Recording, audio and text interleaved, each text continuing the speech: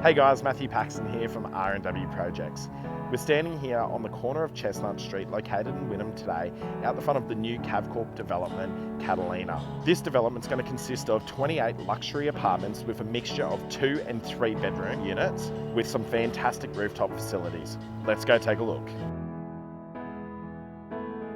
So Jimmy, we're standing here on level 2 and we have a few questions we wanted to ask you today about the development. So one of the key questions I had, I wanted to know how is the development tracking along and what are some of the key features on this development? Yeah, so one thing that's we've achieved recently is that we just got the DA approval for level 6, which is our rooftop. So we just had council approval approximately 2 months ago, and then we also had the approval for the 28th apartment. But that rooftop was quite an interesting process because on the bay side, not many developments do these type of rooftops. And we had to work hard with council to get the deep planting in, to get, we've got a heated pool up there as well, we've got a barbecue area, a yoga lawn, a little sun lounge area, but the views that you get up from level 6 with the bay are pretty incredible. So that's been a good achievement so far from the team in the last 2 months. And then now with construction, we're pouring level 4. We just poured level 4 on Monday, and we're framing up level 5 at the moment. We are scheduled to have all structure completed by mid-July at this point. And then we're hoping to start the fit outs now in the next couple of months as well. So things are tracking well. The question I've had from a lot of the locals is they want to know what the green space is like in this building, what the indoor-outdoor sort of lifestyle is going to be like. Can you explain that a little bit further to us? Yeah, so a big thing that we tried to do in this building, we worked really closely with Form Landscape, and now rebranded as Urbis, but they're our landscape architects that we've worked with for the last 10 projects. And so we worked on really making that deep planting around the building as lush and subtropical as possible. Basically, because we've got basement car parking and we have no above ground car parking, we're able to activate the full street front and perimeter of the building. So you've got landscape all around the whole ground floor. And basically, because you've got mature planting as well, and the species we've selected, a lot of the greenery you'll be able to see from level 1, 2, 3, and even 4. So we're planting some palm trees that you'll see in the renders as well. So all that lush greenery, like I said, that will actually really help beautify the outlook of each apartment. The other thing as well is that connection to indoor-outdoor space.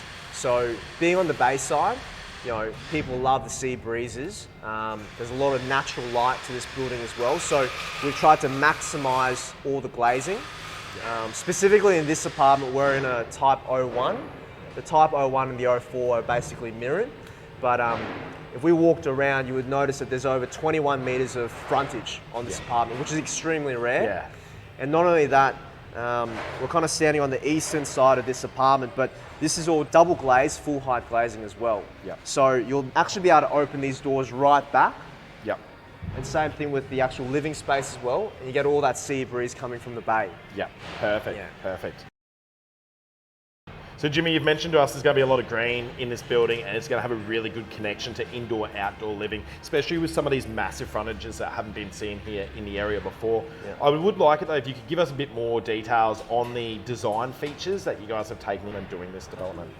So a big design feature, specifically say in this apartment, which is the 01 type, is the wraparound balcony. So the balcony here is close to 34, 35 square meters in total space. And that wraps, like I said, the full frontage of the whole apartment, which is 21 meters in frontage. A couple of things that we've done differently from most other developers in the area is the actual tiling system. We're actually going to use a Versajack paver system. And what that means is basically all the drainage and all the falls and all the floor waste are actually occurring underneath the tiles. Right? So all the tiles will be completely leveled. And what that means is the indoor-outdoor connection will be improved because it's all on one level. No step down. There's no step down at all. That's right. So that's a big feature because that often creates a little bit of a barrier for people to just have their doors open at all times. While here, you'll have all your doors open pretty much most of the year, and then that level between indoor and outdoor will be nice and flush, which just opens up the whole space a lot more. And then secondly as well, I think, which is quite a unique feature, is the precast panels. So you can start to see those curves come through. Catalina, a big part of being on the bay side and that seaside character is having these kind of nice wave-like forms. Yeah. There were a couple of options to do regarding the curve. A lot of other guys would actually just do block work. Yep. And they basically just render it after.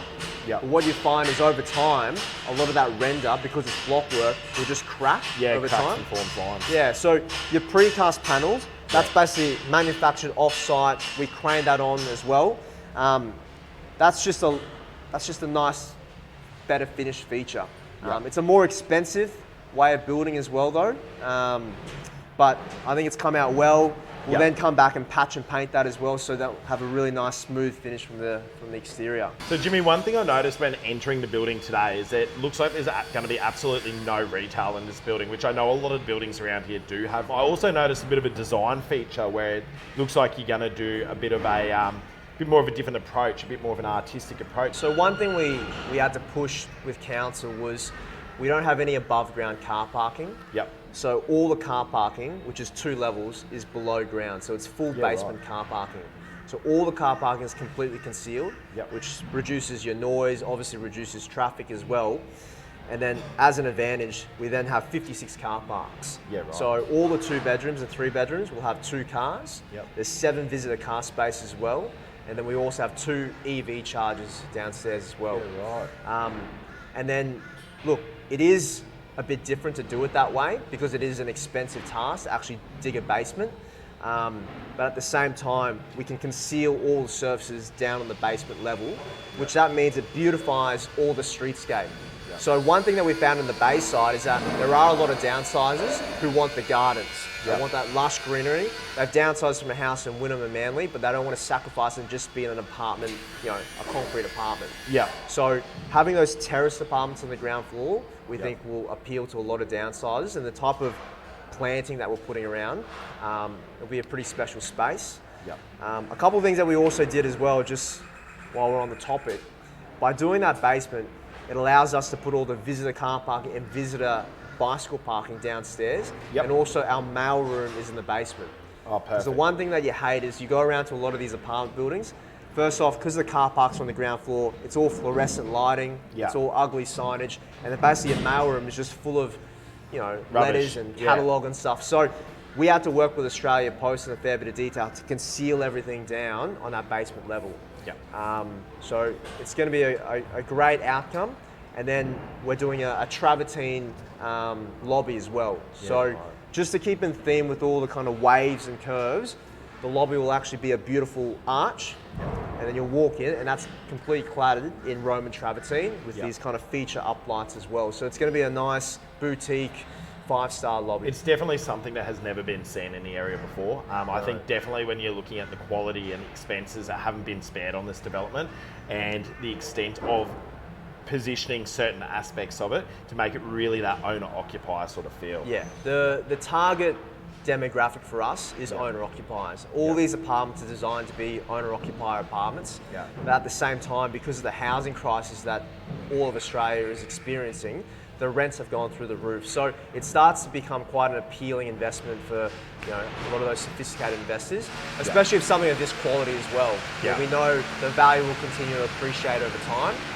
So no, we're excited to deliver it, and we think it's going to be one of the first, projects in the Bayside to build of this quality, and especially the amenities upstairs.